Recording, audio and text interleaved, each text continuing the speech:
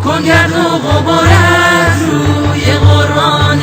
مجید تا پس از شام جهالت روشنی گردد پدید تا شود فصل خزانه مسلمی فصل بهار کفر گردد سرنگون و دین احمد آشکار تا دوباره عزت ما در جهان غوغا کند عشق قرآن در میان سینه و دل جا کند تا بسوزد ریشه جهل و تباهی ای جوان تا شود نام من و تو ماندگار و جاودان بکن گرد و غبار از روی قرآن مجید تا پس از شام جهالت روشنی گردد پدید تا شود فصل خزانه مسلمی فصل بهار کفر گردد سرنگون و دین احمد آشکار بر بگرد ای طالب حق سوی راه مصطفی سوی قرآن و کتاب و سوی احکام خدا بر حذر باش ای جوان از فتنه های دشمنان نیست بهتر از سلاح علم و دانش در جهان بکن گرد و غبار از روی قرآن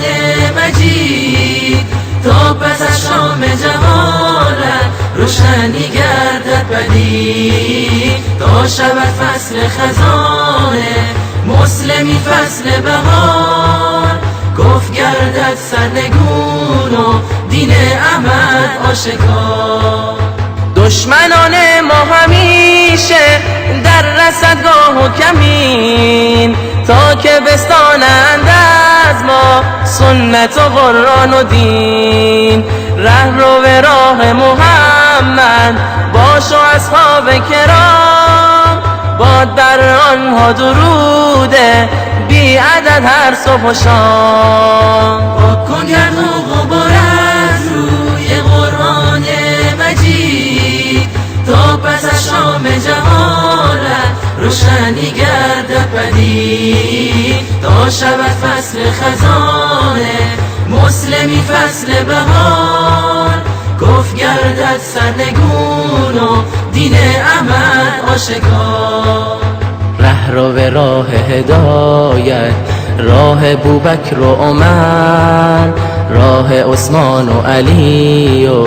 راه نجات صغر رهرو به راه ضیایی شیرمرد راه دین اسوه اخلاص و همت اسوه علم و یقین بکن گرد و غبار از روی قرآن مجید تا پس از شام جهالت روشنی گردد پدید تا شود فصل خزانه مسلمی فصل بهار کفر گردد سرنگون و دین احمد آشکار